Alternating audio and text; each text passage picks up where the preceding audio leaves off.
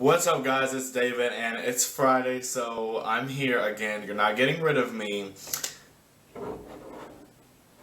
And today I'm going to be doing part 2 of my experience working at Chipotle. Now, if you haven't seen the first video, I'll put the link in the description box. It's a little long, so bear with me, but I promise this video won't be as long. Basically, in the video, I just explained my full experience working at Chipotle this past summer. The good times, the bad times, my coworkers, why I got fired, and all that stuff. And if any of you have been with me since then, you're probably asking yourself, David, you went into such detail about everything you went through. Why do you need to make a part 2? Well, a lot of things happened after that video that I didn't get to tell you guys about. So I thought I should just make a part 2 of this video to just fill you guys in on everything that happened. Initially, when I made the video, it wasn't that much of a problem with anybody. You know, most people told me they enjoyed it. It got a good amount of views, so I was like, okay, I'm glad I did that because it was entertaining, it was funny. A couple of my ex-coworkers that I was still pretty cool with saw the video. They told me they thought it was funny, so I was like, okay, thank you. It didn't start being a problem until I saw this one particular comment.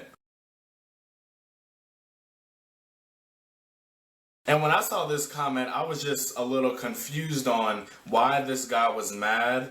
I don't want to say his name, but he's Latino and his name rhymes with rose, so you can pretty much, you know, fill in the puzzle on that one. I never had a problem with this guy while I was working. I never said anything to him. You know, I'm not a disrespectful person, so I was just trying to figure out why he was mad. If you watch part 1 of this video in its entirety, I never mentioned somebody's name. I never spoke out about somebody specifically, so you can't really call me out on that one. You can make any type of assumptions you want, but leave it out of my comment section, thank you. Side note, I don't even really truly understand why people continue to leave negative comments on not only my videos, but really any video, because at the end of the day, every time you open YouTube again to reply to my comments, you're just giving me more views, so thank you. I can't recall when I replied to that comment, but we went through a little bit of a feud in the comment section,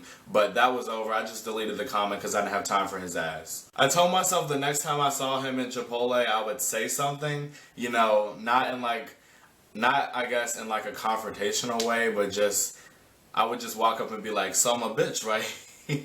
Fast forward a couple weeks, you know, after my last paycheck, everything started to wind down a little bit. Around this time is when I started experiencing the effects of being broke. The most upsetting thing about getting fired is the fact that you have to go through the looking for a job process all over again, because that is just the most annoying process, the most frustrating process. None of the places I applied for really worked out, so I thought to myself, you know, why not go back to Chipotle, but in a different position? You know, I'm a pretty open person. Like, it doesn't matter what position you put me at, I'm gonna try my hardest and I'm gonna make it work. So I called my ex-assistant manager. She told me to talk to the manager about it, see what he could do, if it was worth having me back. So eventually I got a hold of him, and to my surprise, he actually saw the Chipotle video that I made. Initially, I just thought to myself, ooh.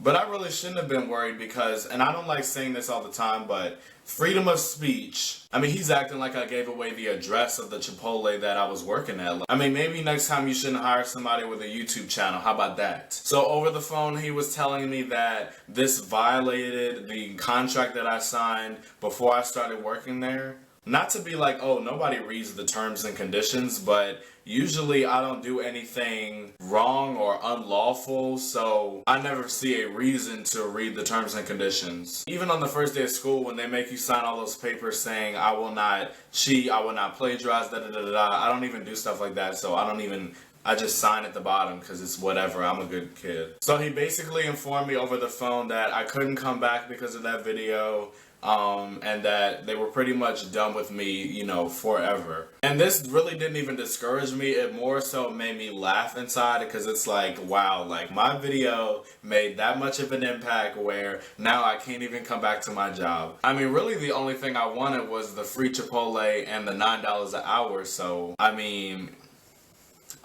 Okay. I don't have to come back. Like, ain't nobody depending on you. I'm broke, but I still got goals, bitch. And that was pretty much the last significant thing that happened since I got fired. I'm still close with a lot of people at Chipotle. You know, whenever I walk in there, I see people, I say, hey, whatever. And walking into that place the many times that I did after I stopped working there, it just reconfirmed my theory about them not treating all of their customers right, because every time I walk in there, there's a new person at every position. And I can tell they're new because they're making my bowls wrong. They're not putting enough meat or enough salsa on it. They're not ringing it up right. They're making mistakes and shit. I mean, sure, I was doing that the first week I worked there, but at least I made it look good.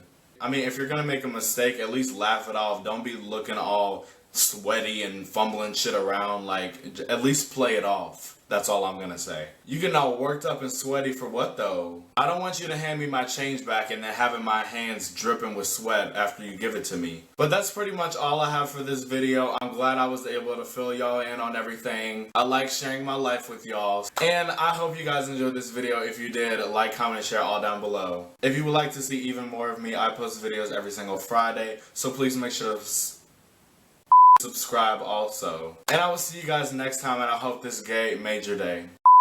I just want to inform y'all about something real quick, so the next time you go to Chipotle, you reconsider eating their food.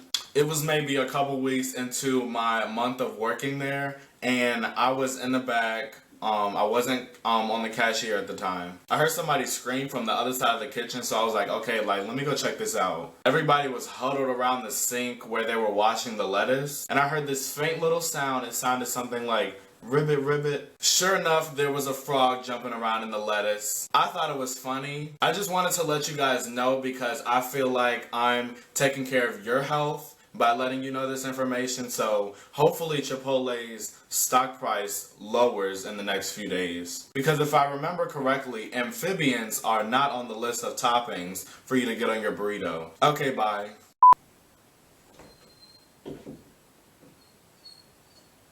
It went something like... I heard this faint little sound. It went something like...